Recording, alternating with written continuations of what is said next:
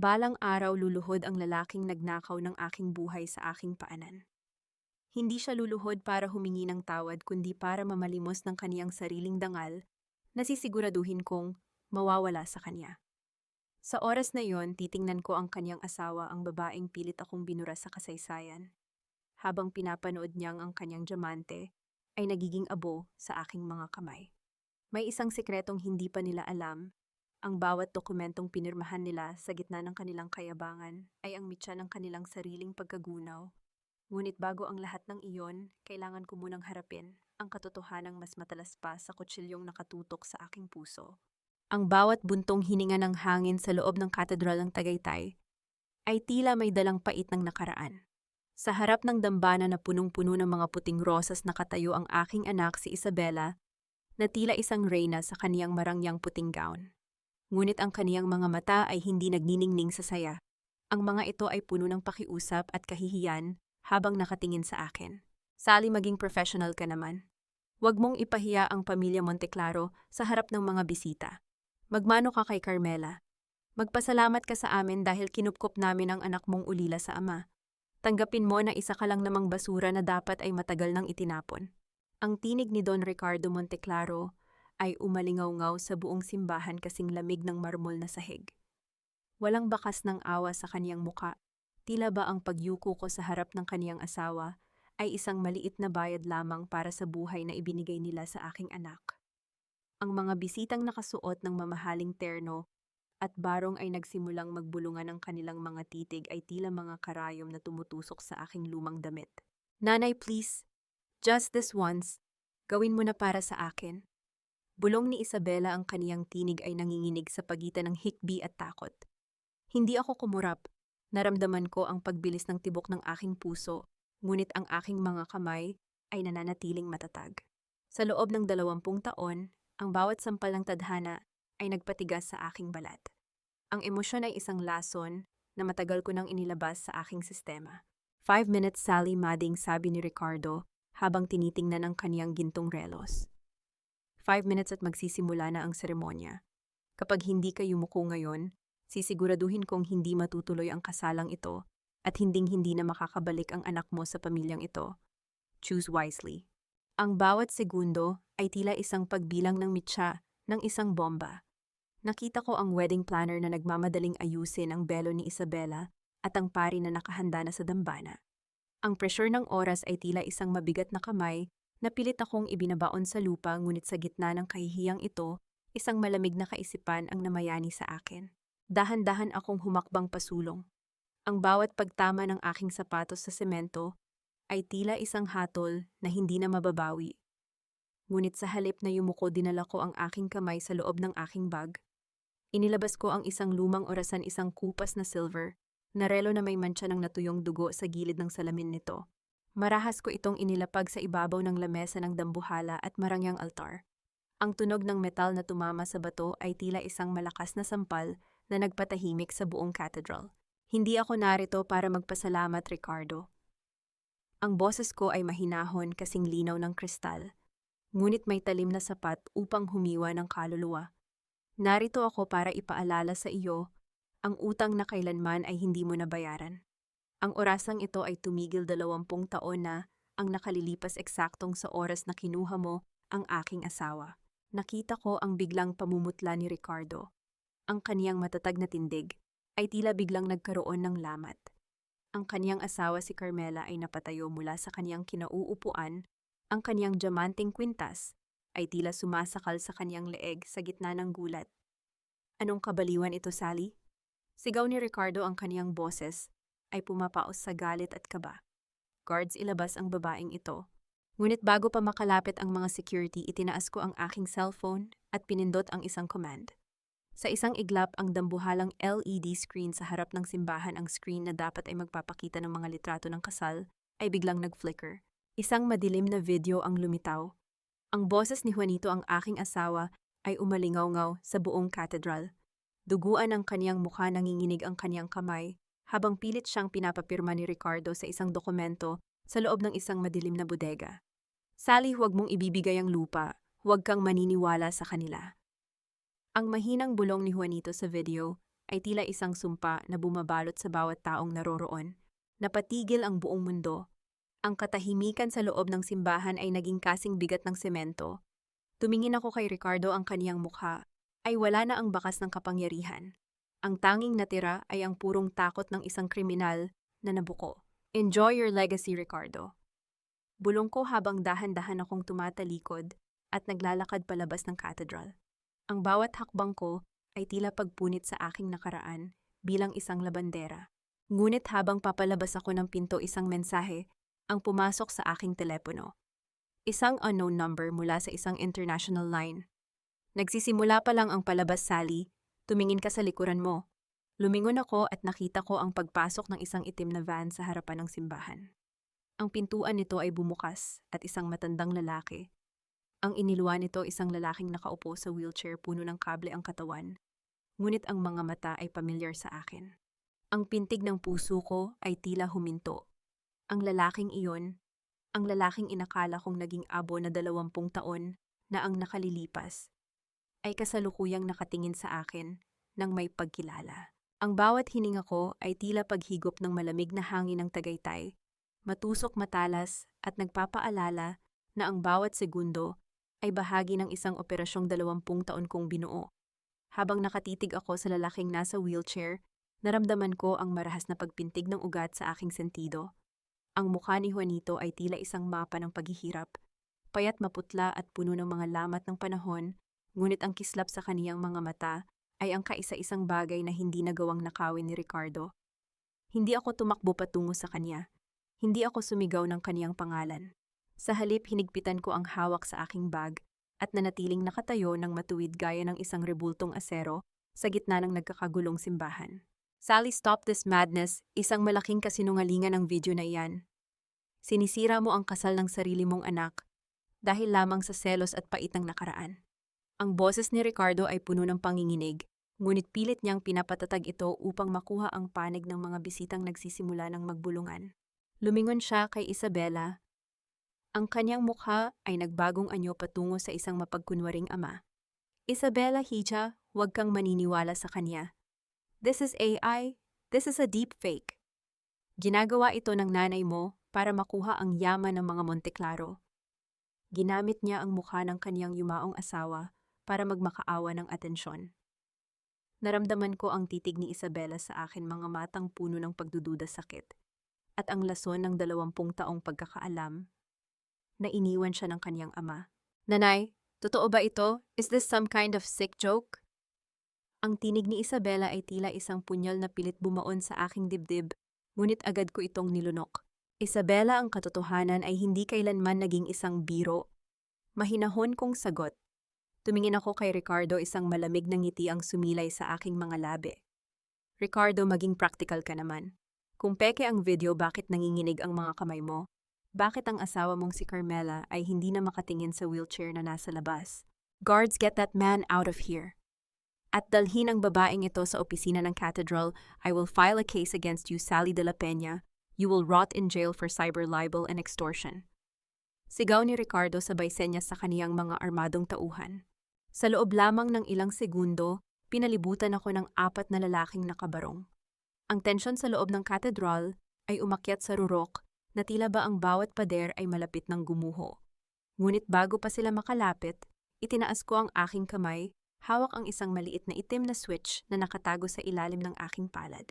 One step closer, Ricardo, at ang bawat dokumento ng iyong illegal offshore account sa Singapore ay automatikong mag-upload sa website ng Securities and Exchange Commission. Wika ko, ang boses ko ay kasing linaw ng isang hatol sa korte. In 10 minutes, the police will be here.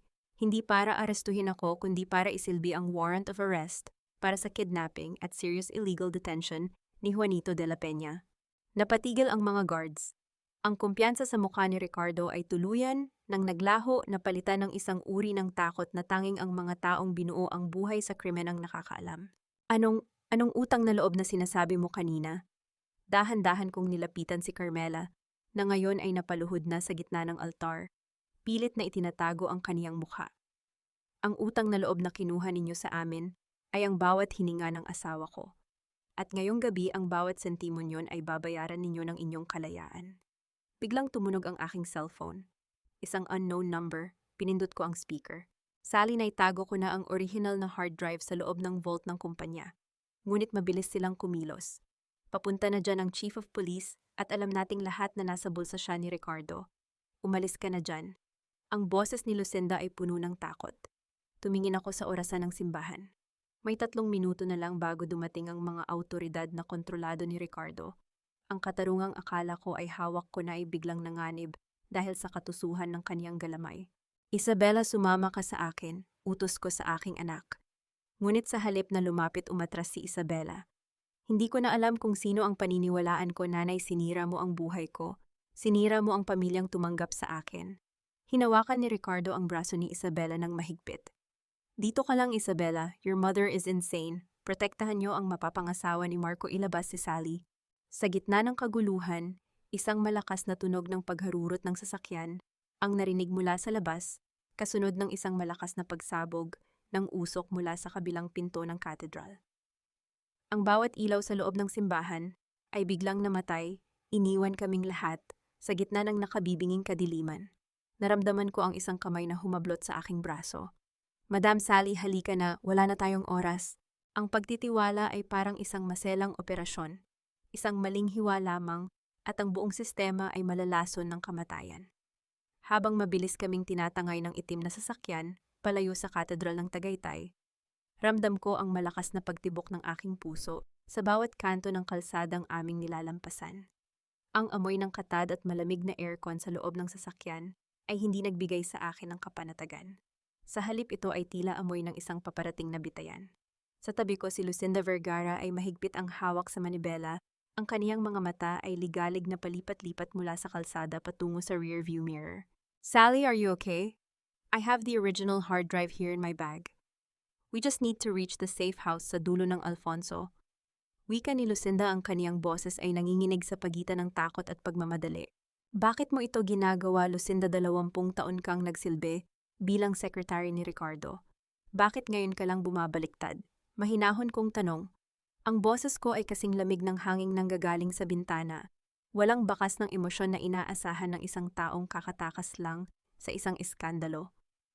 Dahil pagod na akong maging anino, Sally. Pagod na akong makitang tinatapakan niya ang mga taong tulad natin, Nepa. Sagot niya nang hindi tumitingin sa akin. Narating namin ang isang liblib na rest house na nakaharap sa lawa ng Taal. Ang paligid ay binalot ng makapal na hamog, tila ba ang kalikasan mismo ay pilit na itinatago ang mga lihim ng gabing ito. Pagbaba namin ng sasakyan, sinalubong kami ng nakabibinging katahimikan ng mga puno ng pino. Nariyan na ba ang mga abogado, Lucinda? Tanong ko habang dahan-dahan kaming naglalakad patungo sa loob ng rest house. Nasa loob na sila, Sally. Hinihintay na nila ang folder na dala mo na. Sagot niya habang binubuksan ang pinto. Ngunit pagpasok namin sa loob, hindi ang mga abogado ni Attorney Mendoza ang sumalubong sa akin.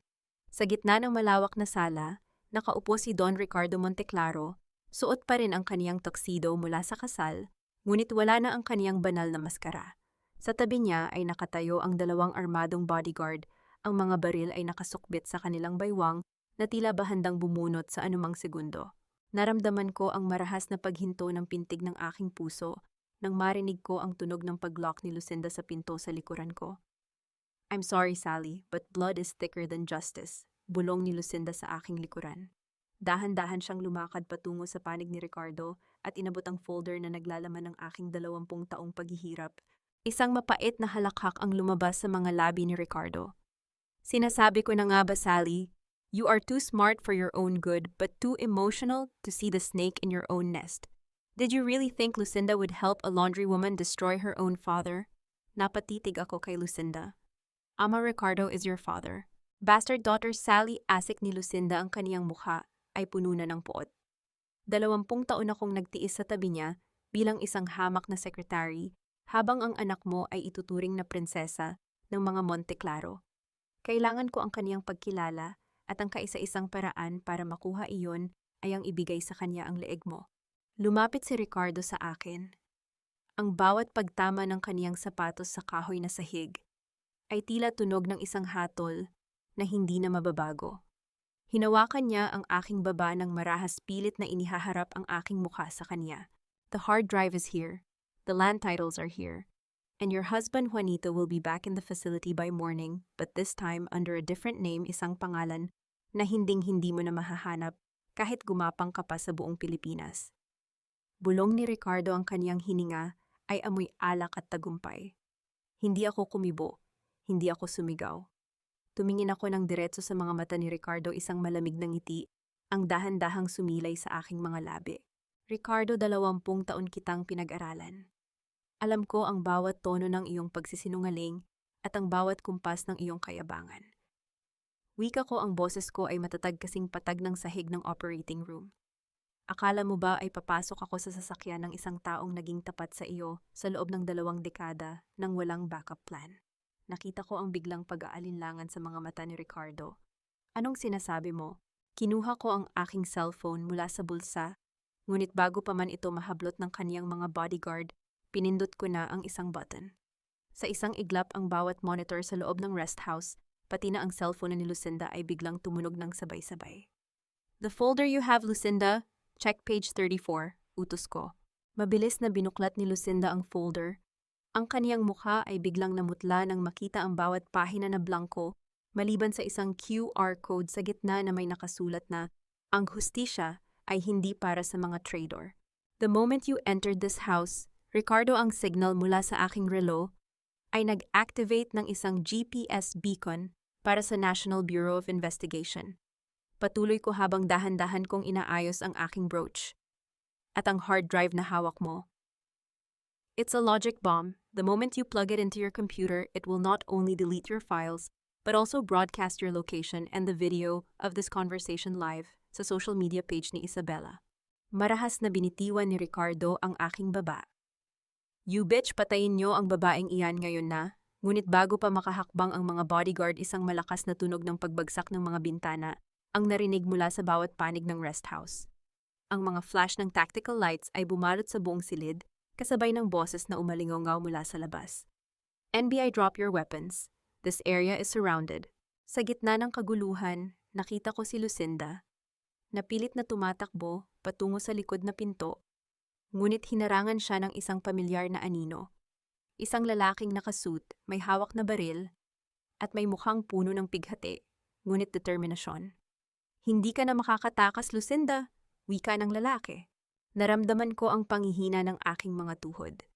Ang lalaking iyon, ang lalaking tumulong sa akin sa labas ng cathedral, ay hindi lang isang estranghero. Siya ang chief of police na inakala naming kakampi ni Ricardo. Ngunit ang laro ay hindi pa tapos. Dahil sa gitna ng pag-aresto, lumingon sa akin si Ricardo nang may nanlilisik na mga mata. You think you won, Sally? Tumingin ka sa screen ng phone mo. Ang anak mo, si Isabela, she's not with the Monteclaros. She's in a place where only I have the key. Napatitig ako sa aking cellphone. Isang video feed ang lumitaw. Si Isabela, nakagapos ang mga kamay sa loob ng isang abandonadong bodega habang ang tubig ay unti-unting umaakyat mula sa sahig. Welcome to your final choice, Sally, halakak ni Ricardo habang pinupiringan siya ng mga pulis. The evidence or your daughter? Balang araw titingnan ko ang lalaking ito habang siya ay nalulunod sa sarili niyang mga kasinungalingan at hindi ko siya aabutan ng kahit isang daliri upang iligtas. Sa oras na iyon, ang kaniyang yaman ay magiging kasing walang silbi ng mga tuyong dahon sa gitna ng bagyo. May isang sikretong hindi niya alam, ang mitya ng kaniyang katapusan ay hindi nanggagaling sa mga dokumentong hawak ko, kundi sa pag-ibig ng isang inang kailanman ay hindi niya nagawang pasukuin. Ngunit bago ang ganap na paghuhukom, kailangan ko munang harapin ang katotohanang mas malamig pa sa tubig na unti-unting lumalamon sa aking anak. The clock is ticking, Sally.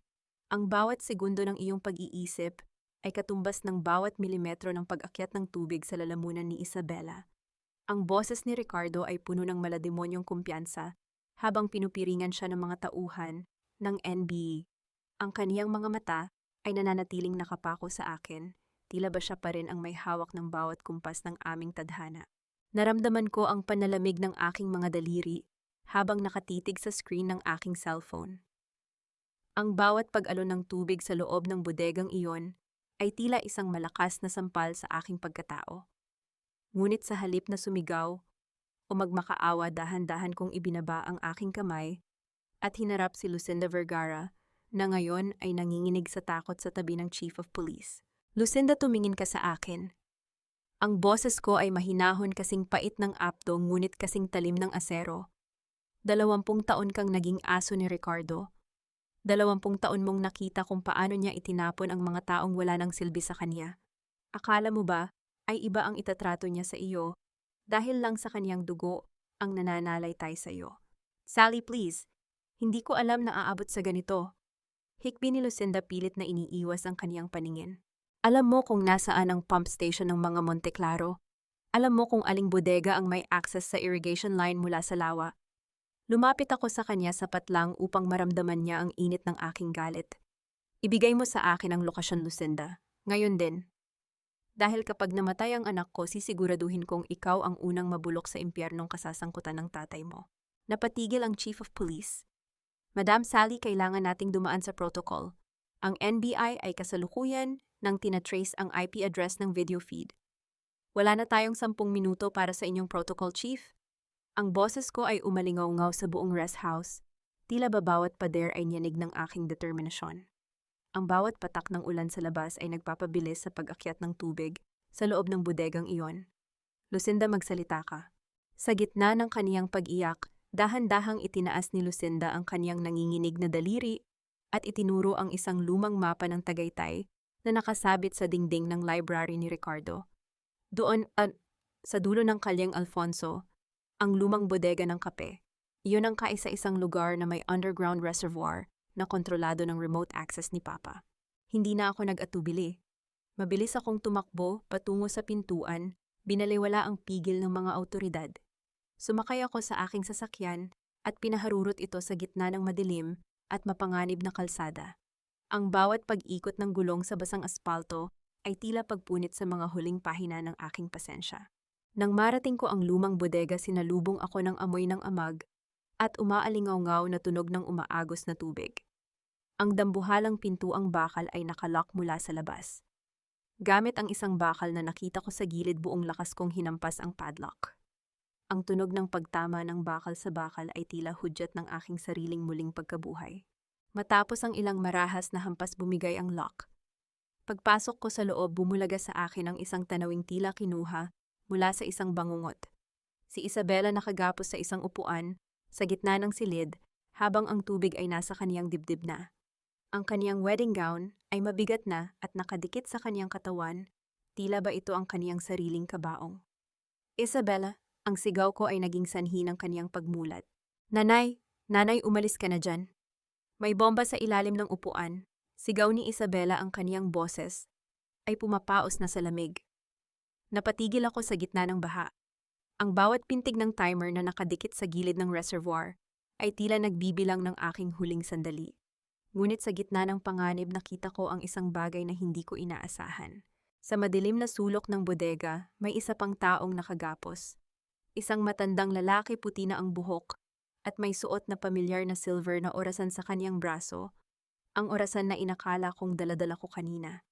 Ang pintig ng puso ko ay tila huminto. Ang lalaking iyon, ang lalaking inakala kong patay na 20 taon na ang nakalilipas, ay kasalukuyang nakatitig sa akin nang may luha sa kaniyang mga mata. Sally, iligtas mo ang anak natin, mahinang bulong ng matanda. Naramdaman ko ang panghihina ng aking mga tuhod. Si Juanito, ang asawa ko. Buhay siya, ngunit ang kaniyang kinatatayuan ay ang mismong mitya ng pagsabog na wawasak sa aming tatlo. Biglang tumunog ang aking cellphone sa ibabaw ng aking bag. Isang tawag mula kay Doña Carmela, ang asawa ni Ricardo. Sally, ang asawa mo o ang anak mo? Isang switch lang ang kailangan kong pindutin upang pigilin ang tubig, ngunit ang mitya ng bomba ay nakatali sa huling tibok ng puso ni Juanito. Pumili ka ng mabilis, bago ko tuluyang ubusin ang lahi ng mga De La Peña. Ang katahimikan sa loob ng bodega ay binalot ng tunog ng umaagos na tubig at ang tiniting-titing na timer ng bomba.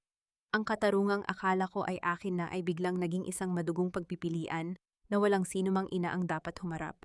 Balang araw, titingnan ko ang matandang babaeng ito habang siya ay humihingi ng tawad sa bawat segundong kinuha niya sa aking pamilya, at tanging ang aking malamig na titig ang magsisilbing sagot sa kaniyang mga luha. Ang akala ni Doña Carmela ang kaniyang diamanteng krus ay sapat na upang takpan ang kaniyang pagiging demonyo. Akala niya sa paglalagay sa akin sa gitna ng isang madugong pagpipilian ay tuluyan na niyang mapapatay ang apoy ng De La Peña. Ngunit hindi niya alam ang isang inang 20 taong pinatigas ng paghihirap ay hindi marunong sumuko sa takot. Ang bawat patak ng ulan sa labas at ang pag-akyat ng tubig sa loob ng bodegang ito ay hindi hudyat ng aming kamatayan, kundi hudyat ng kaniyang sariling pagkagunaw. Ang bilis mong huminga, Sally. Rinig ko ang takot mo sa kabilang linya. Ang boses ni Carmela ay puno ng malansang katuwaan habang umaalingaw-ngaw sa speaker ng aking cellphone. Pumili ka na. Ang asawa mong matagal mo nang inakala na patay o ang anak mong itinuring kong sariling akin. Isang pindot ko lang sa switch, hihinto ang daloy ng tubig. Pero ang sensor sa dibdib ni Juanito ay nakakonekta sa detonator sa ilalim ng upuan ni Isabela. The moment he dies, or the moment you try to untie him, sasabog ang anak mo. Naramdaman ko ang panunuot ng lamig ng tubig sa aking mga binti habang dahan-dahan akong lumalapit kay Isabela. Ang tubig ay nasa kaniyang leeg na at ang kaniyang mga labi ay nangingitim na sa lamig. Sa kabilang sulok si Juanito ay nakatitig sa akin. Ang kaniyang mukha ay puno ng pighati at pakiusap. Sally, save her, save our child. Ang mahinang bulong ni Juanito ay tila isang punyal na humihiwa sa aking puso. Nanay, I'm sorry. I'm so sorry for everything. Hikbi ni Isabela, ang kaniyang boses ay tila huling paalam na nagpapadugo sa aking kaluluwa. Hindi ako kumibo. Isinara ko ang aking mga mata sa loob ng isang segundo upang patayin ang ingay ng emosyon at buhayin ang malamig na luhika ng isang De La Peña. 20 taon akong nagtrabaho sa loob ng mansyon ng mga Monteclaro. 20 taon kong pinanood ang kaniyang mga tauhan na nagkakabit ng mga security systems sa bawat bodega nila. Alam ko ang bawat kahinaan ng teknolohiyang ipinagmamalaki niya. Carmela, masyado kang kampante sa iyong mga laruan. Malamig kong sagot, ang boses ko ay kasing patag ng sahig ng cathedral. Ang sensor na ginagamit nyo ay isang BioPulse Model 7. It reacts to the sudden drop of blood pressure. Ngunit nakalimutan mo yata. Ang bawat asset ng Monteclaro ay may backup bypass system na ako mismo ang nakakita sa mga lumang folder ni Ricardo. Dahan-dahan kong kinuha ang lumang orasan ni Juanito mula sa aking bag. Ang bawat tiniting-titing nito ay tila isang mabilis na pintig ng katarungan. Binuksan ko ang likod ng orasan, inilalantad ang isang maliit na electronic chip na itinago ko doon kanina bago pumasok sa bodega, ang chip na nakuha ni Lucinda mula sa opisina ni Ricardo. Anong ginagawa mo, Sally Pie? Sigaw ni Carmela, bakas na ang kaba sa kaniyang tinig. Hindi ako sumagot. Dahan-dahan kong inilubog ang aking kamay sa ilalim ng tubig, hinahanap ang control box ng reservoir sa ilalim ng upuan ni Isabela. Ang aking mga daliri ay nanginginig sa lamig, ngunit ang aking isipan ay nananatiling matalas. Naramdaman ko ang mga wire. Sa isang mabilis na kumpas, idinikit ko ang chip sa magnetic port ng control box. Ito ang master override na ginagamit ng mga Monteclaro kapag may system failure. Isang malakas na tunog ng pag-ikot ng mga gears ang narinig mula sa ilalim ng reservoir. Biglang huminto ang pag-akyat ng tubig at dahan-dahan itong nagsimulang bumaba. Hindi impossible, how did you get the override chip? Ang tili ni Carmela ay tila isang musika sa aking pandinig. Ang kataksilan ni Lucinda ay may hangganan, Carmela. Wika ko habang mabilis kong kinakalagan si Isabela. Pero ang pag-ibig ng isang ina ay walang katapusan.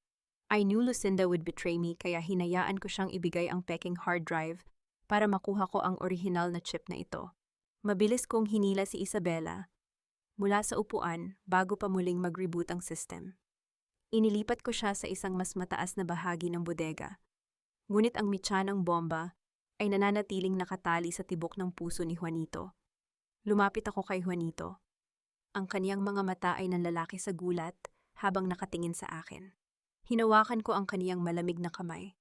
Ang bawat hibla ng kaniyang balat ay nagpapaalala sa akin ng 20 taon ng aking pag-iisa. Juanito, huwag kang gagalaw, Papkata. Bulong ko. Ang bypass chip ay pansamantala lang. Kailangan nating isynchronize ang sensor sa orasan mo. Ngunit sa gitna ng aking pagkilos, isang malakas na tunog ng pagbukas ng pinto ang umalingaw-ngaw. Isang lalaking duguan ang mukha, at may hawak na baril ang pumasok. Don Ricardo Monteclaro. Nakatakas siya mula sa kustodya ng NBI. Masyado kang matalino, Sally. Pero sa huli bala pa rin ang tatapos sa usapang ito. Sigaw ni Ricardo habang itinututok ang baril sa aming tatlo. Naramdaman ko ang paghinto ng pag-ikot ng mundo. Ang bomba sa kanto ay may 3 minuto na lang, ang tubig ay dahan-dahang bumabalik dahil sa pagkasira ng control box. At ang lalaking pumatay sa aking pangarap ay handa ng muling pumatay.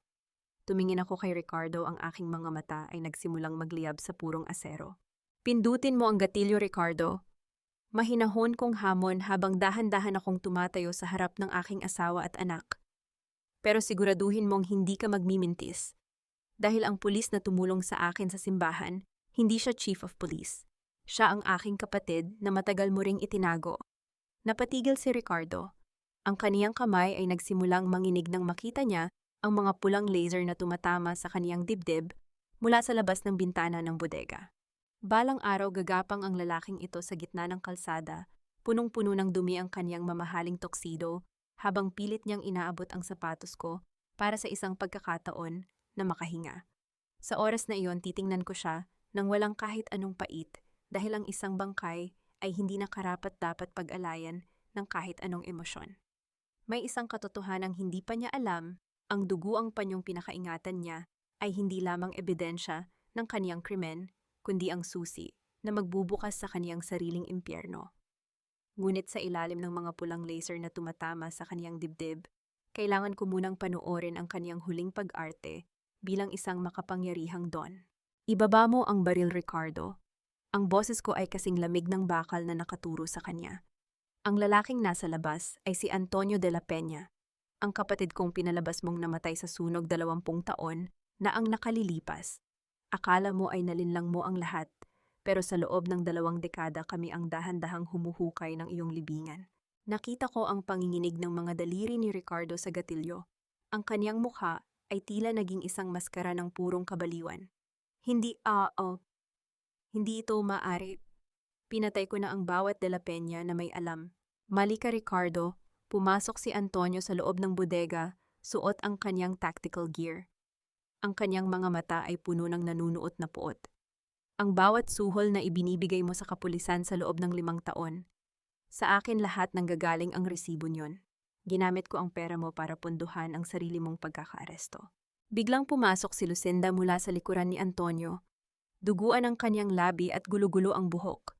Tumingin siya kay Ricardo hindi na bilang isang tapat na anak, kundi bilang isang biktima na sa wakas ay nagising na. Papa, bakit hikbi ni Lucinda habang inihahagis niya ang isang lumang folder sa paanan ni Ricardo? Nalaman ko na ang lahat. Ang orihinal na kasunduan sa Switzerland.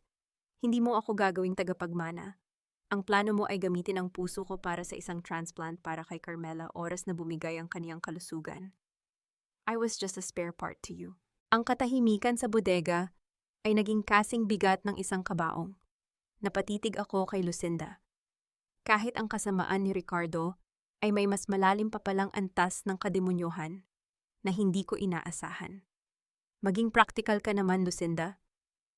Sigaw ni Ricardo, ang kaniyang boses ay tila huni ng isang hayop na nasusukol. You were born from a mistake. Ang tanging silbi mo ay ang iligtas ang kaisa-isang babaeng minahal ko. Habang nagtatlo ang mag-ama, dahan-dahan akong lumapit kay Juanito. Ang timer sa kaniyang dibdib ay nagpapakita ng natitirang 70 segundo. Ang bawat tiniting-titing nito ay tila isang mabilis na hakbang ng kamatayan. Nanay, ang bomba tuwa, sigaw ni Isabela habang pilit na inaabot ang aking kamay. Antonio, secure the target, utos ko sa aking kapatid. Sa isang mabilis na pagkakataon, mabilis na dinamba ni Antonio si Ricardo. Ang tunog ng pagtama ng kanilang mga katawan sa semento ay naging hudyat ng kaguluhan. Isang putok ng baril ang umalingaw-ngaw sa loob ng bodega. Ang bala ay tumama sa isang tangke ng kape na naging sanhi ng pagkalat ng mga butil nito na tila ba mga itim na luha. Hindi ako tumingin sa likod. Ang aking mga mata ay nakapako sa timer. 60 segundo. Juanito, tumingin ka sa akin. Bulong ko habang dahan-dahan kong kinukuha ang aking surgical kit mula sa bag. Bilang isang dating head nurse, ang precision ay nananalaytay sa aking mga ugat. Huwag kang hihinga ng malalim. Kailangan nating i-desynchronize ang pulse sensor mula sa detonator. Sally, iwan mo na ako eh. Iligtas mo si Isabela. Mahinang pagsusumamo ni Juanito. 20 taon kitang hinintay, Juanito. Wika ko ang aking mga daliri ay mabilis na pinuputol ang itim na wire sa likod ng sensor. Hindi ako papayag na ang huling pagkikita natin ay magtatapos sa loob ng 1 minuto. 10 segundo. Naramdaman ko ang pawis na bumabatis sa aking noo. Pinutol ko ang huling pulang wire. Ang timer ay huminto sa 001. Ang nakabibinging katahimikan ay bumalot sa amin. Mabilis kong kinalagan si Juanito at niyakap siya ng mahigpit kasama si Isabela. Ramdam ko ang init ng kaniyang balat, isang patunay na ang aming pamilya ay muling nabuo mula sa abo ng kataksilan. Ngunit sa gitna ng aming yakap, narinig ko ang mahinang halakhak ni Ricardo mula sa sahig habang pinupiringan siya ni Antonio. "You think you won, Sally? Tumingin ka sa tracker ng phone mo?" Wika ni Ricardo, ang kaniyang mga mata ay nanlilisik sa galit. "I sent the location of this warehouse to the International Nursing Home Facility in Zurich.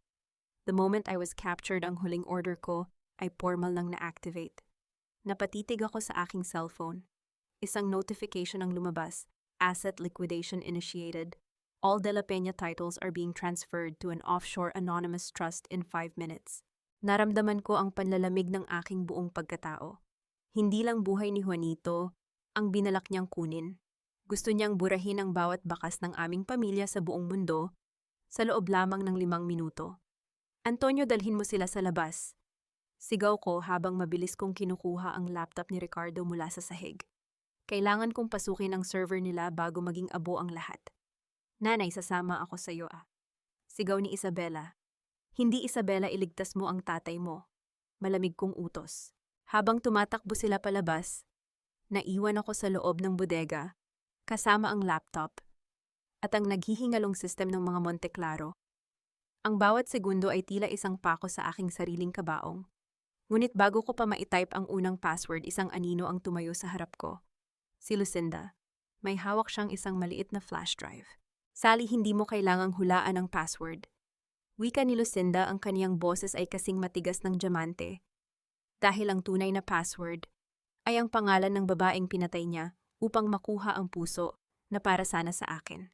Ang bawat segundong lumilipas ay tila isang patak ng asido na tumutunaw sa aking pasensya. 4 na minuto na lamang ang natitira sa monitor ng laptop ni Ricardo. Sa labas, naririnig ko ang ugong ng mga sasakyan ng pulis at ang malakas na ihip ng hangin ng Tagaytay. Ngunit sa loob ng bodegang ito, ang tanging mahalaga ay ang liwanag ng screen na nagpapakita ng unti-unting paglaho ng aming kinabukasan. Nakatayo sa harap ko si Lucinda, nanginginig ang mga kamay habang iniabot ang flash drive. Ang kaniyang mga mata ay tila 2 balon ng pagsisisi. Inilalantad ang katotohanang matagal ng pilit na ibinabaon ni Ricardo sa ilalim ng lupa. "Type it, Sally. Ngayon na." Ang boses ni Lucinda ay tila isang mahinang kaluskos ng tuyong dahon.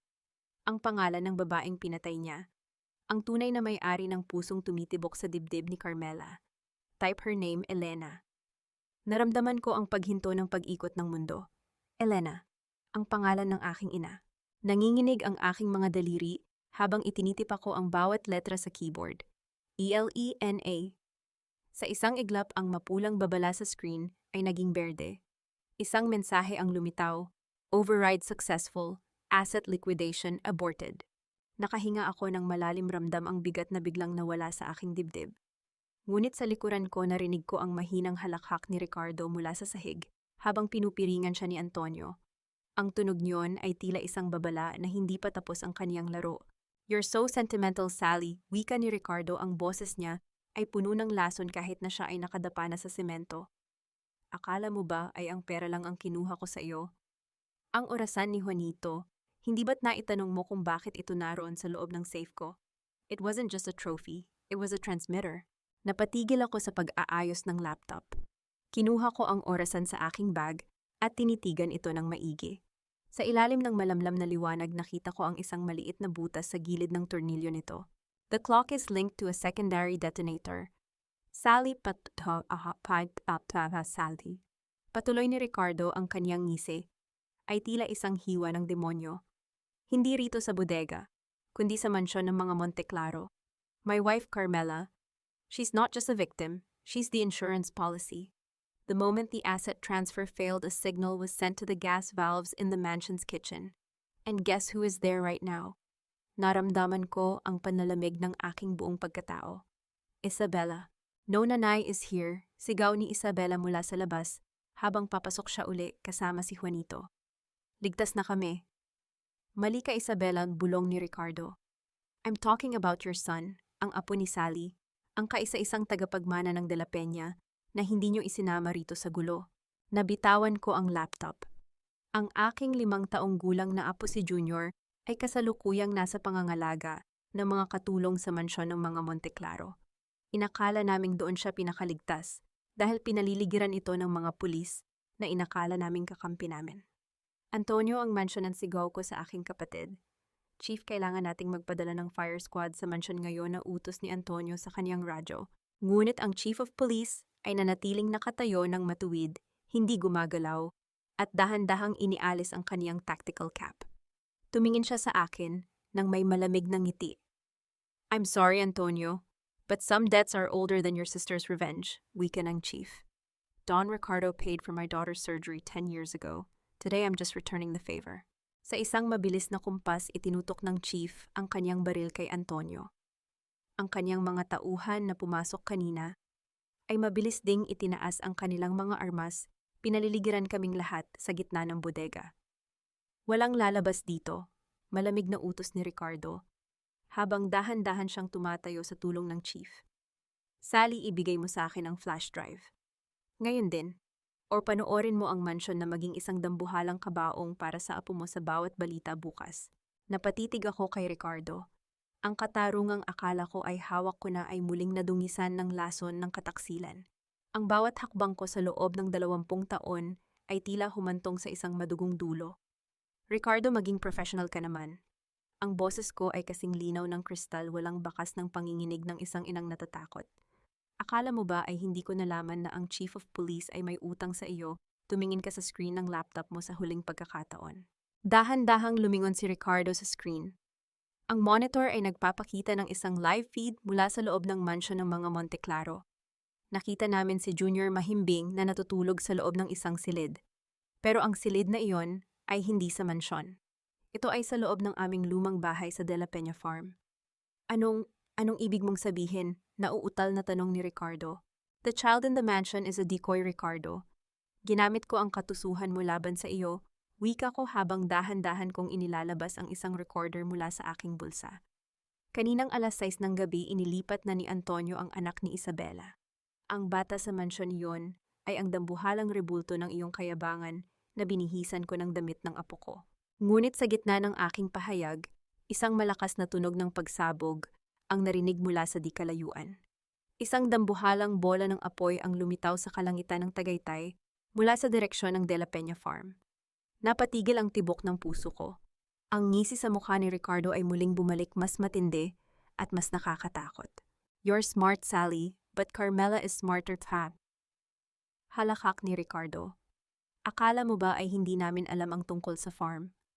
The explosion wasn't for the mansion. It was for the kay sa isang lugar na akala mo ay ligtas ang pamilya mo.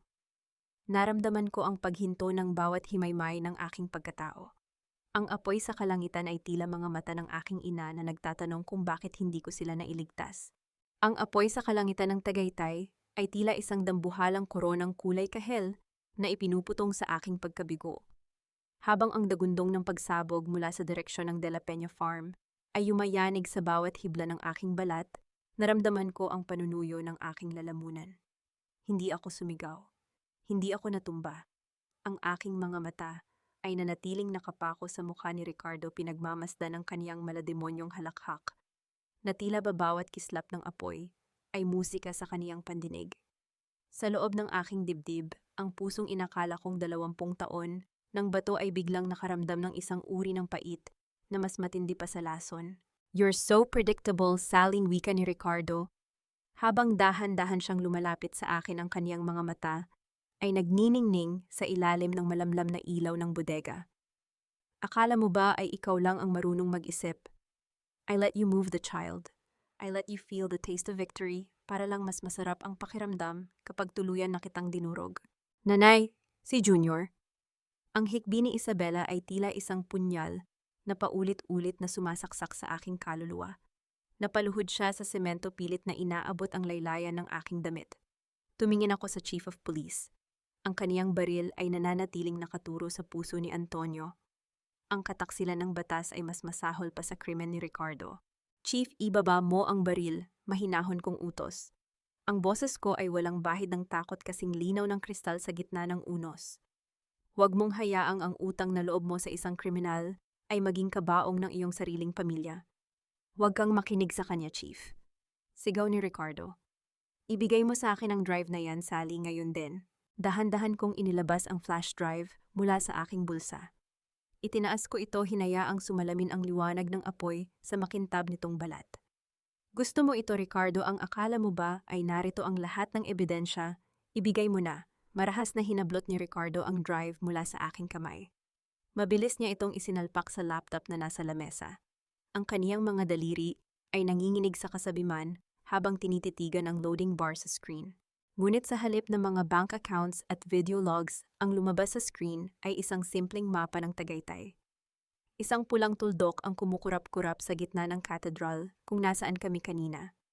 Anong ibig sabihin nito? Nauutal na tanong ni Ricardo. Ang pagsabog na nakita mo, Ricardo, hindi iyon sa De La Peña Farm. Ngumiti ako ng malamig, isang ngiting punong-puno ng katarungan. Tumingin ka uli sa malayo. Lumingon si Ricardo sa bintana. Ang ikalawang bugso ng liwanag ay hindi nanggaling sa bukid. Ito ay nanggaling sa dambuhalang bodega ng Monte Claro Shipping, ang kaisa-isang asset na hindi pa formal na foreclosed at naglalaman ng lahat ng iyong illegal na kontrabando. Ang apo ko ay hindi kailanman nakatapak sa De La Peña Farm ngayong gabi. Patuloy ko habang dahan-dahan akong humahakbang patungo sa Chief of Police. Si Junior ay kasalukuyang nasa loob ng kumpisala ng cathedral kasama ang tunay na Chief of Police na pinalaya ni Antonio kaninang alas 7. Ang lalaking kaharap mo, Ricardo, ay hindi ang taong binayaran mo. Ang lalaking nakasuot ng uniforme ng pulis ay dahan-dahang inalis ang kaniyang maskara. Hindi siya ang chief. Siya ay si Leo, ang panganay na anak ni Juanito, na matagal ko ring itinago sa ibang bansa. You lied to me, sigaw ni Ricardo kay Leo. Hindi, Ricardo, ginamit ko lang ang katusuhan mo upang malaman kung nasaan ang huling mitya ng bomba, sagot ni Leo, habang mabilis na idinidisarm ang lalaking nasa tabi niya.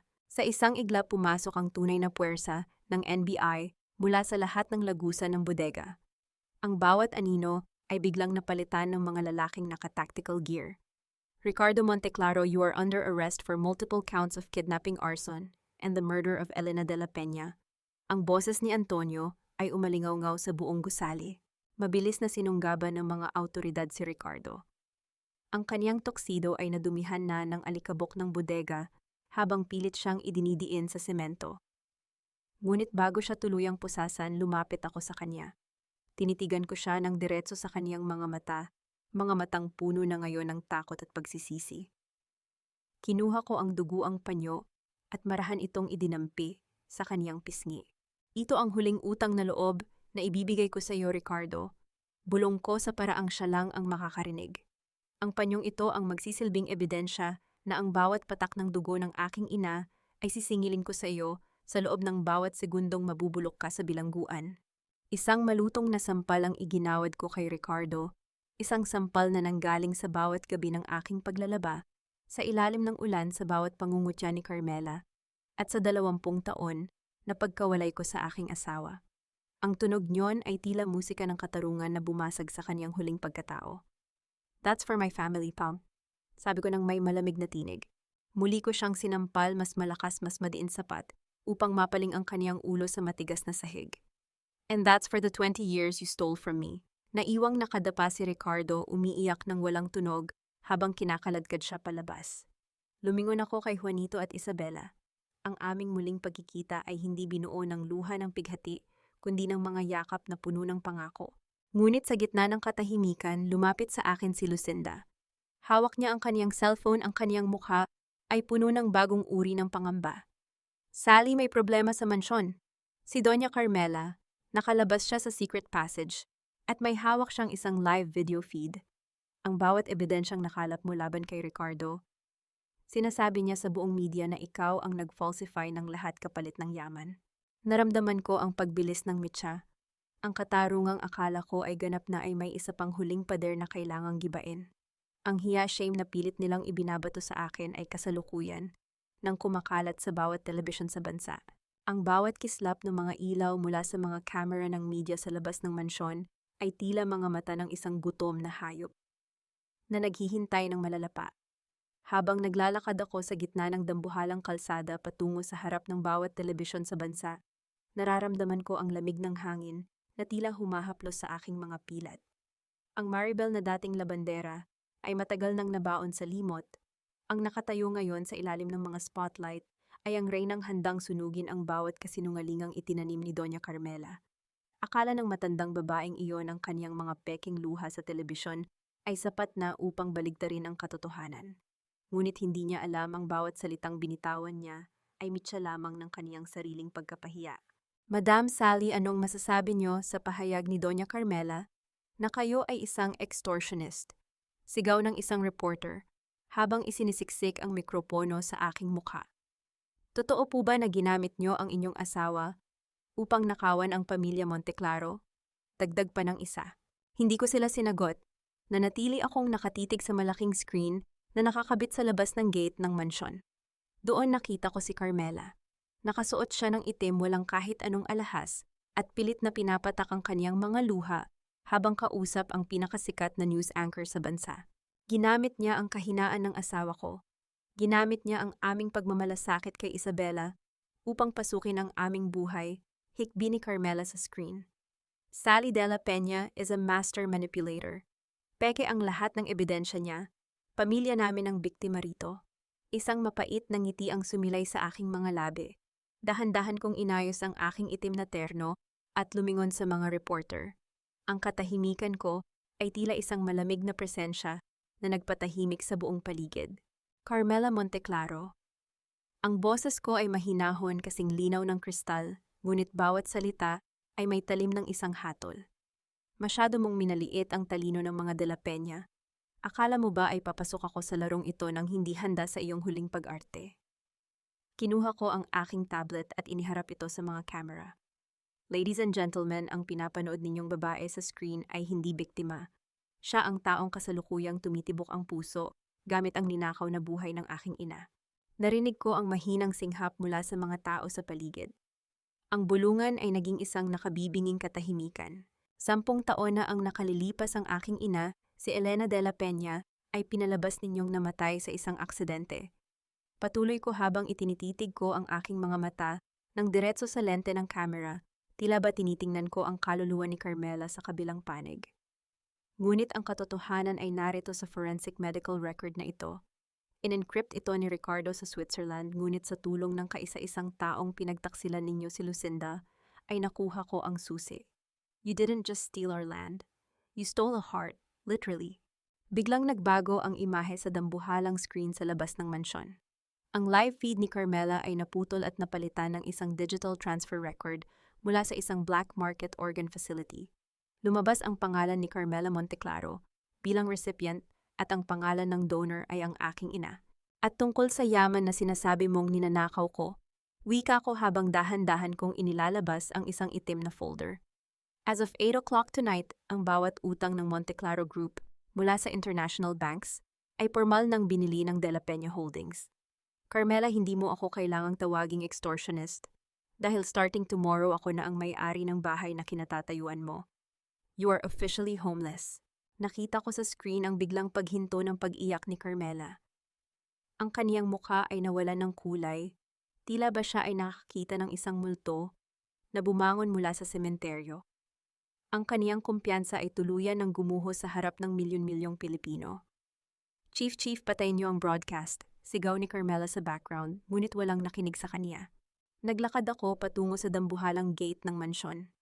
Ang bawat pagtama ng aking sapatos sa marmol ay tila hudyat ng pagsasara ng kabanata ng mga Monteclaro. Ngunit bago ko pa mahawakan ang pintuan, isang malakas na tunog ng mabilis na pagpreno ng sasakyan ang narinig mula sa aking likuran. Isang puting van ang huminto at lumabas mula rito ang 3 lalaking nakamaskara.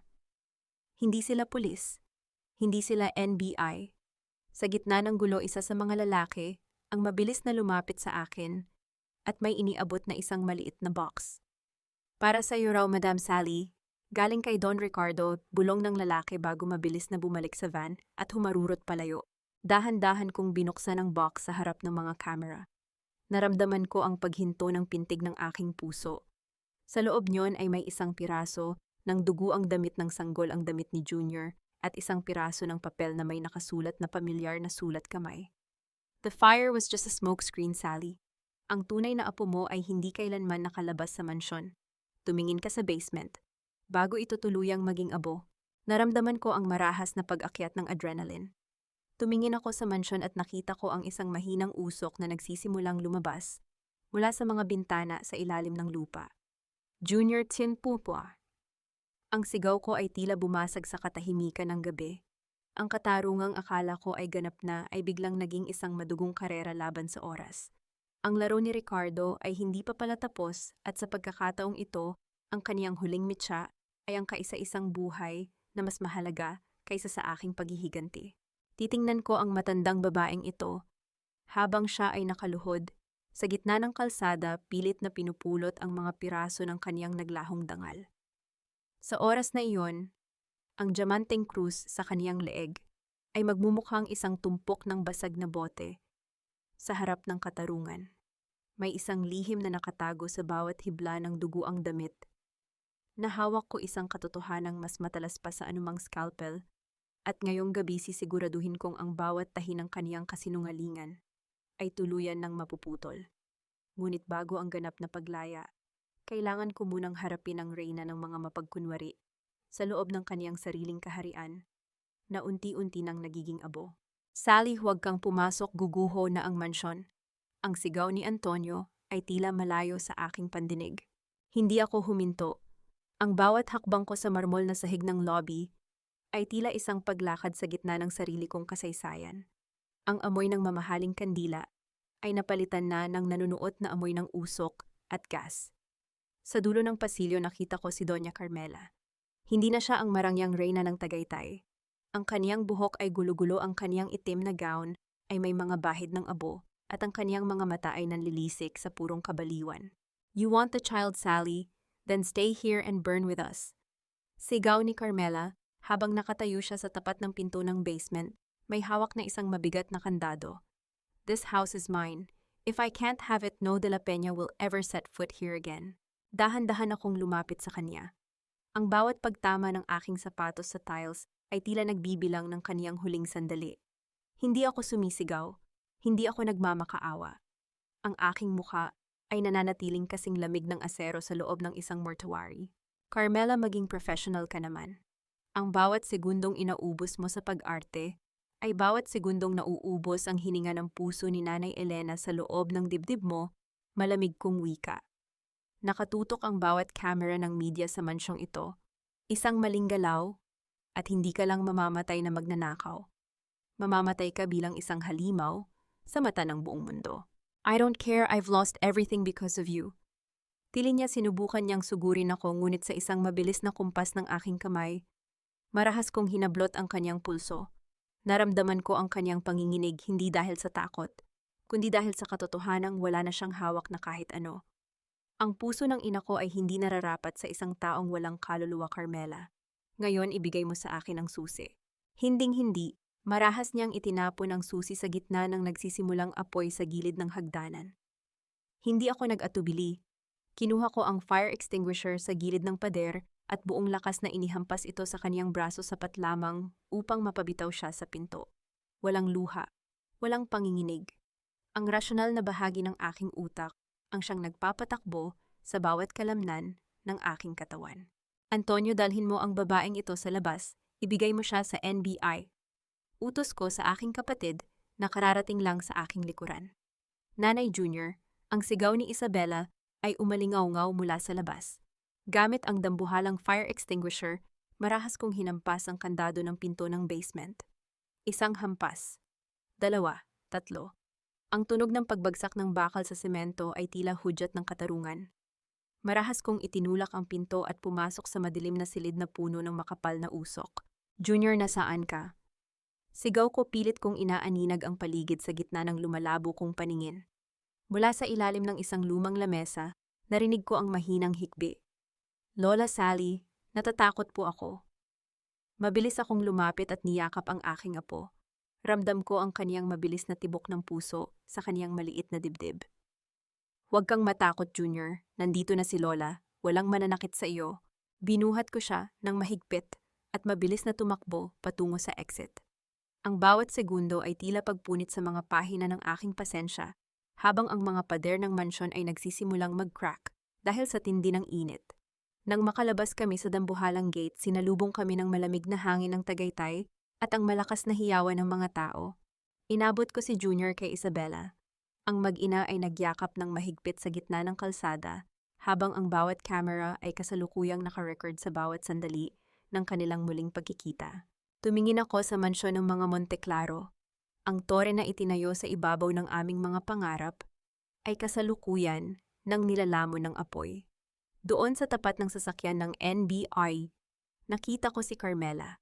Nakapiring na ang kaniyang mga kamay nakatitig sa naglalagablab na bahay, habang ang kaniyang diamanteng kwintas ay kinukuha ng isang opisyal bilang bahagi ng ebidensya ng plunder.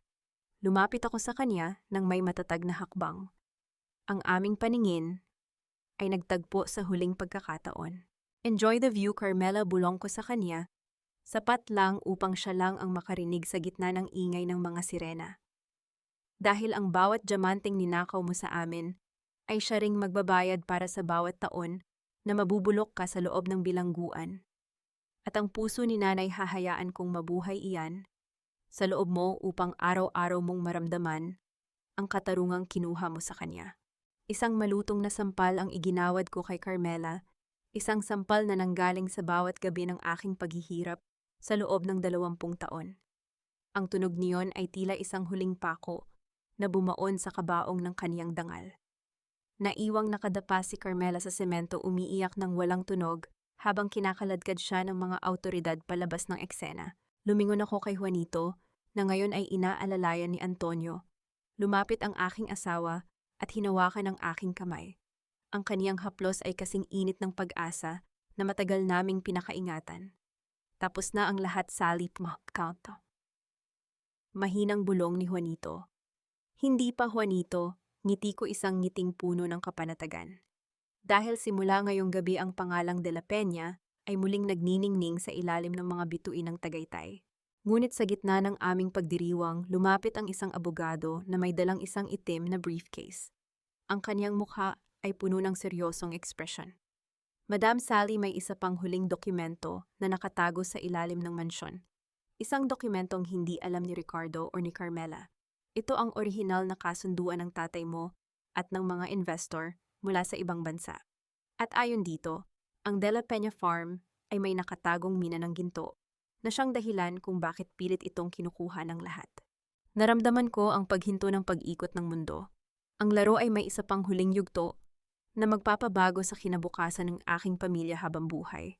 Ang hangin sa loob ng silid ng pagbisita sa pambansang bilangguan ay may kakaibang amoy-amoy ng kalawang lumang semento at ang nabubulok na pag-asa ng mga taong nagkamali sa kanilang mga desisyon. Nakaupo ako sa tapat ng makapal na salamin, suot ang aking bagong puting terno na may borda ng gintong titik sa aking dibdib, De La Peña Holdings. Wala na ang suot kong apron. Inalis ko na ang mantsa ng sabon at paghihirap sa aking mga kamay, at ang bawat kuko ko ngayon ay sumasalamin sa rurok ng aking tagumpay. Bumukas ang bakal na pinto at iniluwan nito si Ricardo at Carmela.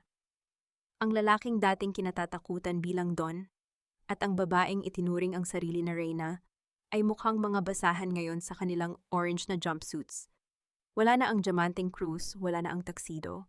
Ang tanging natira ay ang dalawang matandang hubad, ang kapangyarihan. Sally, bulong ni Ricardo habang dahan-dahan niyang kinukuha ang telepono sa kabilang panig ng salamin. Nandito ka ba para pagtawanan kami? Sige, gawin mo na. Tutal, nakuha mo na ang lahat. Tiningnan ko siya nang walang kahit anong emosyon. Ang aking mukha ay nanatiling kasing lamig ng marmol na sahig ng kanilang gumuho na mansyon. Hindi ako narito para pagtawanan ka, Ricardo. Ang pagtawa ay para sa mga taong emosyonal. Narito ako para ibigay ang huling invoice. This is the final bill for the 20 years you stole from my family. Iniharap ko sa salamin ang isang makapal na dokumento. The gold mine discovered under my farm. It's officially operational under the De La Peña Santillan Partnership. At ang utang ng Monteclaro Group, binili ko na ang bawat sentimo niyon mula sa mga bangko sa Zurich. Starting today, you don't just owe the law, you owe me. Nakita ko ang panginginig ng kamay ni Carmela habang pilit niyang inaabot ang telepono mula kay Ricardo. Sally, please. Ang puso ko. Ang puso ng nanay mo ang tumitibok dito. Maawa ka naman. Huwag mo kaming pabayaang mabulok dito. Ang puso ni Nanay Elena ay hindi kailanman naging sa iyo, Carmela. Malamig kong sagot. Iyon ay isang hiram na buhay na ginamit mo upang maghari-harian. Ngayon hahayaan kong mabuhay ka ng matagal sa loob ng rehas na ito upang bawat pintig niyan ay magpaalala sa iyo na ang bawat hininga mo ay utang sa babaeng pinatay ninyo. Ibinaba ko ang telepono ng walang bakas ng pag-aalinlangan. Tumayo ako at naglakad palabas, hindi nililingon ang kanilang mga pagsusumamo. Pagdating ko sa lobby ng bilangguan, sinalubong ako ni Antonio at ni Juanito. Ang aking asawa ay nakaupo sa isang wheelchair, ngunit ang kaniyang mukha ay maaliwalas na at ang kaniyang mga mata ay puno ng paghanga sa babaeng kinalakhan ko sa loob ng 20 taon. Ligtas na ang lahat, Sally, wika ni Juanito habang hinahawakan ang aking kamay. Halos, Juanito, ngiti ko. May isa pang huling obligasyon akong kailangang tapusin. Nagmaneho kami patungo sa gitna ng bayan ng Tagaytay, sa tapat ng gumuguhong labi ng aming lumang bahay na dati ay pinagtawanan ng mga kapitbahay. Doon naghihintay ang mga taong dati ay tumatawag sa akin na labanderang iniwan ng asawa. Ang bawat isa sa kanila ay nakayuko, hindi makatingin, nang diretso sa akin, ramdam ang bigat ng kanilang sariling hiya. Mga kababayan, panimula ko ang boses ko ay umalingaw-ngaw sa buong kalsada nang walang tulong ng mikropono. 20 taon ninyong pinanood ang aking paghihirap. 20 taon ninyong pinaniniwalaan ang mga kasinungalingan ng mga Monteclaro dahil sa kanilang yaman. Ngayon ang yaman na yon ay wala na. At ang lupang ito, dito itatayo ang De La Peña Sanctuary, isang center para sa bawat inang biktima ng panggigipit at bawat pamilyang ninakawan ng katarungan. Walang sumagot. Ang tanging maririnig ay ang mahinang paghihip ng hangin at ang tunog ng mga kamera na kumukuha ng bawat sandali ng aking pagbangon. Lumapit sa akin ang abogado ni Ricardo, si Attorney Vargas, na ngayon ay mukhang nawalan na rin ng direksyon. May iniabot siyang isang itim na sobre. Madam Sally, ito po ang huling testamento ni Don Ricardo na nakuha namin sa kaniyang secret vault bago ito masunog, wika ng abogado. Sinasabi rito na may isa pang taong sangkot sa pagkakadetain kay Juanito. Isang taong matagal nang nagpapanggap na kakampi ninyo. Naramdaman ko ang paghinto ng pag-ikot ng mundo. Binuksan ko ang sobre at binasa ang nilalaman. Ang bawat salita ay tila isang bagong laso na dahan-dahang gumagapang sa aking sistema. Tumingin ako kay Lucinda na nakatayo sa di kalayuan kasama si Antonio. Ang kaniyang mukha ay nananatiling payapa, ngunit ang kaniyang mga mata ay may kislap na ngayon ko lang napansin. Nanay, anong problema, Ton? Tanong ni Isabela habang lumalapit sa akin. Hindi ako sumagot. Dahan-dahan kong itinago ang sulat sa loob ng aking bag. Ang digmaan ay inakala kong tapos na, ngunit ang huling mitsa ay kasalukuyan pa palang nagliliyab sa tabi ko. Antonio, ihanda mo ang surveillance team, Tots, bulong ko sa aking kapatid. May huling operasyon pa tayong kailangang isagawa bago sumikat ang araw. Ang anino ng mga Monteclaro ay gumuho na, ngunit ang tunay na traidor ay nananatiling humihinga ng parehong hangin na nilalanghap ko. At sa pagkakataong ito, sisiguraduhin kong walang ititirang bakas ang aking paghihiganti. Balang araw, ang bawat butil ng gintong hinuhukay mula sa lupang ito ay magsisilbing saksi sa aking huling pagtatagumpay. Sa oras na iyon, ang pangalang Monteclaro ay magiging isa na lamang mantsa sa kasaysayan, habang ang pamilya de la Peña ay nakatayo sa rurok na hindi kailanman mabubuwag ng kahit na sinong traidor. May isang huling laso na kailangang ilabas sa aking sistema, isang saksak sa likod na matagal ko nang nararamdaman, ngunit hinintay kong maghilom bago ko tuluyang putulin.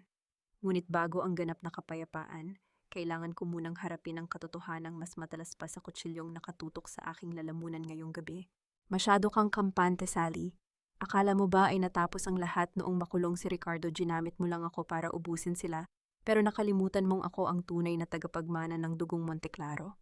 Ang boses ni Lucinda Vergara ay kasing lamig ng hanging humahampas sa mga puno ng kape sa labas ng aming lumang bahay. Nakatayo siya sa gitna ng sala, hawak ang orihinal na titulo ng Mina ng Ginto na nakuha niya mula sa itim na sobre kanina. Ang kaniyang mukha ay wala na ang bakas ng pagsisisi. Ang tanging natira ay ang nanlilisik na kasakiman ng isang babaeng itinapon sa limot at ngayon ay nagnanais na kunin ang lahat. Lucinda, maging professional ka naman. Mahinahon kong sagot habang dahan-dahan kong inilalapag ang aking tasa ng kape sa lamesa. Ang bawat segundong inaubos mo sa pananakot ay bawat segundong nauubos ang pagkakataon mong makalabas sa bayang ito ng buhay. Tumahimik ka. I want the biometric transfer code. Ngayon din, sigaw ni Lucinda. Lalong idiniin ang baril sa aking dibdib. Alam kong ang Mina ng Ginto ay hindi mag-ooperate nang wala ang digital signature mo. Ibigay mo sa akin o sisiguraduhin kong ang muling pagkikita niyo ni Juanito ay magaganap sa loob ng isang punerarya.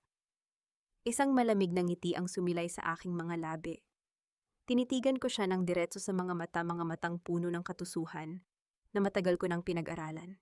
You're making a logical error, Lucinda Pag. Wika ko, ang boses ko ay kasing patag ng sahig ng cathedral. Ang titulong hawak mo. It's a thermal-sensitive paper. The moment na hinawakan mo iyan, gamit ang iyong nanginginig na mga kamay, ang init ng iyong balat ay nag-activate ng isang chemical reaction. Tumingin ka sa iyong mga daliri. Napatigil si Lucinda. Dahan-dahan niyang tiningnan ang kanyang kamay na humahawak sa papel. Ang kanyang mga daliri ay nagsimulang magkaroon ng kulay asul na mantsa, isang espesyal na dye na ginagamit sa forensic tracking. Anong ibig sabihin nito? Nauutal niyang tanong. Ibig sabihin nito 10 minuto na ang nakalilipas nang pumasok ka sa bahay na ito, ang bawat awtoridad sa Tagaytay ay nakatanggap na ng iyong live location. Paliwanag ko habang dahan-dahan akong tumatayo. Ang huling testamento ni Ricardo, ako ang naglagay niyon sa vault niya. Alam kong babasahin mo iyon. Alam kong kakagatin mo ang pain. Ginamit mo ako para sirain si Ricardo Malika. Ginamit kita upang ilabas ang huling mitya ng kabulukan ng mga Monteclaro. You monster, sigaw ni Lucinda. Sinubukan niyang kalabitin ang gatilyo. Ngunit sa isang mabilis na kumpas, narinig ang malakas na pagbagsak ng mga bintana sa paligid. Ang mga tactical lights mula sa labas ay bumalot sa buong sala. Pumasok si Antonio at si Leo, ang aking mga anak, na mandirigma kasama ang tunay na puwersa ng NBI. Drop the weapon, Lucinda, wala ka ng takas. Ang boses ni Antonio ay umalingaw-ngaw sa buong bahay. Nabitawan ni Lucinda ang baril. Ang kaniyang kumpiyansa ay tuluyan ng gumuho na palitan ng purong pighati at kahihiyan. Napaatras siya hanggang sa dulo ng pader, umiiyak ng walang tunog habang pinupiringan ang kaniyang mga kamay ng bakal na posas. Bakit, Sally, bakit hindi mo na lang ako hinayaang manalo? Kapatid din kita sa batas. Hikbi niya habang kinakaladkad siya palabas. Ang kapatid, Lucinda, ay hindi nagnanakaw ng buhay ng kaniyang pamilya. Malamig kong sagot habang nilalampasan ko siya. Ang utang na loob na sinasabi mo kanina ko pa binayaran noong hindi kita hinayaang mamatay sa loob ng nasusunog na mansyon. Ngayon ang katarungan naman ang maniningil sa iyo. Nilisan ko ang sala at lumabas sa balkonahe. Doon sa ilalim ng maliwanag na buwan, nakaupo si Juanito sa kaniyang wheelchair. Hinawakan ko ang kaniyang kamay, ramdam ang init ng katotohanang sa wakas ay malaya na kami. Tapos na ang lahat, Juanito. Bulong ko sa kaniyang tenga. Dahan-dahang tumingin sa akin si Juanito. Sa unang pagkakataon sa loob ng 20 taon, nakita ko ang liwanag ng ganap na pagkilala sa kaniyang mga mata. Sally, ang reyna ko, salamat. Naramdaman ko ang pagluwag ng bawat himaymay ng aking pagkatao. Ang bawat gabi ng aking paglabas sa ilalim ng ulan, ang bawat pangungutya ng bayan, at ang 20 taon ng aking pananahimik, lahat ng iyon ay naging sulit sa sandaling ito. Pagkalipas ng 1 buwan, ang De La Peña Sanctuary ay formal nang nagbukas. Ang bawat pader nito ay binuo mula sa yaman ng Mina ng Ginto na dati ay gustong nakawin ng lahat. Ngunit ang tunay na yaman ng lugar na ito ay hindi ang ginto, kundi ang pag-asa na ibinibigay nito sa bawat pamilyang nawawalan ng katuwiran. Nakatayo ako sa harap ng dambuhalang rebulto ng aking ina si Elena. Suot ko ang aking pinakamagarang pulang suit, ang kulay ng tagumpay at ng dugong de la Peña, na kailanman ay hindi sumuko. Tumingin ako sa abot-tanaw kung saan ang araw ay nagsisimulang sumikat ng napakaliwanag sa ibabaw ng lawa ng Taal. Nanay, tatay, malinis na ang pangalan natin bukasin. Bulong ko sa hangin. Lumapit sa akin si Isabela kasama si Marco, na ngayon ay tumalikod na sa kanyang ama upang sumama sa amin at si Junior. Ang aming pamilya ay muling nabuo, hindi dahil sa swerte, kundi dahil sa isang inang natutong lumaban, gamit ang seryosong talino at rasyonal na paninindigan. Naglakad ako pababa ng hagdan nang may matatag na hakbang ang tunog ng aking sapatos sa semento, ay tila isang awit ng kalayaan na hindi na muling mapapatay ng kahit na sinong don o donya. Ang laro ay tapos na, at sa huli ang katotohanan ang siyang nanatiling nag-iisang reyna ng Tagaytay. Sinasabi nila na ang katarungan ay parang isang maruming damit, kailangang kusutin ng maigi banlawan sa agos ng katotohanan at patuyuin sa ilalim ng matinding sikat ng araw bago ito tuluyang maging malinis. Isang taon na ang mabilis na lumipas mula nang gumuho ang kuta ng mga Monteclaro, at sa bawat pagmulat ng aking mga mata sa umaga, nararamdaman ko ang tamis ng kalayaang hindi kailanman mabibili ng kahit na sinong bilyonaryo. Ang bawat pilat na iniwan ng 20 taon kong pananahimik ay hindi natanda ng pait, kundi mga medalya ng aking katatagan na ngayon ay kumikinang sa bawat sulok ng aming muling nabuong tahanan. Nakatayo ako ngayon sa balkonahe ng De La Peña Sanctuary, pinagmamasdan ang bukang liwayway na dahan-dahang nagbibigay kulay sa lawa ng Taal. Ang bango ng sariwang kape at ang mahinang ugong ng mga ibon sa paligid ay tila isang oyayi na nagpapatibay sa aking loob. Wala na ang kaba, wala na ang galit. Ang tanging natira ay ang malalim na katahimikan ng isang taong nahanap na ang kaniyang tunay na halaga. Nakatanggap ako ng balita kahapon mula kay Antonio. Si Don Ricardo ay nananatili sa loob ng maximum security ward. Sinasabi ng mga gwardya na madalas daw itong makitang nakatitig sa kaniyang mga palad, pilit na binubura ang asul na mantsa ng dye, na tila ba naging permanenteng tatak na ng kaniyang kataksilan. Si Doña Carmela naman ay tuluyan ng nilimot ng mataas na lipunang dati ay kaniyang pinagharian. Ang kaniyang hiram na puso ay patuloy na tumitibok, ngunit bawat pintig niyon ay nagsisilbing bilangguan ng kaniyang sariling konsensya. At si Lucinda siya ay nagbabayad na rin sa kaniyang mga kasalanan, malayo sa karangyaang pilit niyang ninakaw. Ang kanilang hiya ay naging isang habambuhay na aninong hindi na nila kailanman matatakasan. Marami ang nagtatanong sa akin na patawad ko na ba sila. Napapangiti na lamang ako sa tuwing naririnig ko ang katanungang iyan. Ang pagpapatawad ay hindi laging nangangahulugan ng muling pagtanggap sa mga taong sumira sa iyo. Para sa akin, ang tunay na pagpapatawad ay ang pagpili na huwag nang ubusin ang aking talino at emosyon sa kanilang mga alaala. Pinatawad ko ang aking sarili sa pananatili sa isang anino sa loob ng 2 dekada. Pinatawad ko ang tadhana sa pagbibigay sa akin ng mga pagsubok na nagpatalas sa aking paninindigan. Ngunit ang katarungan ay katarungan at ang bawat isa sa kanila ay umani ng binhing itinanim nila sa gitna ng kanilang kasakiman. Sally, ang ganda ng sikat ng araw ngayong umaga, di ba? Ang boses ni Juanito ay naging sanhi ng paghinto ng aking malalim na pag-iisip.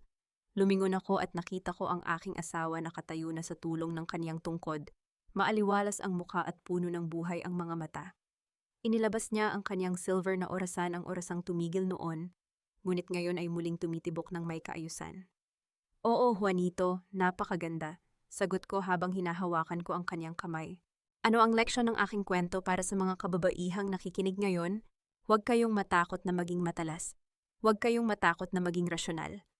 Ang inyong talino ay hindi pag-aari ng inyong asawa, ng inyong pamilya, o ng kahit na sinong taong nagnanais na kayo ay pasukuin. Ang inyong karera, ang inyong dangal, at ang inyong dignidad ay ang inyong pinakamalakas na sandata. Sa isang mundong susubukang itapon kayo bilang basura. Isang labandera ako noon, at ang huling hatol na isinulat ko ay ito. Ang katotohanan ay hindi kailanman nalulunod, at ang pagmamahal sa sarili ang kaisa-isang lakas na magliligtas sa inyo mula sa anumang bagyo. Humarap ako sa abot-tanaw at tinitigan ang aking refleksyon sa salamin ng balkonahe. Isang matatag, matagumpay at malayang Salvacion de la Peña ang nakatingin sa akin. Ang operasyon sa aking buhay ay tapos na. Ang tumor ng kataksilan ay ganap nang natanggal at ang pasyente ay mas malakas pa kaysa sa inaasahan ng buong mundo. Naglakad ako pabalik sa loob ng aming tahanan nang may matatag na hakbang ang tunog ng aking sapatos sa semento ay tila isang deklarasyon ng aking walang hanggang paghahari. Ang digmaan ay tapos na at ang aking tunay na buhay ay nagsisimula pa lamang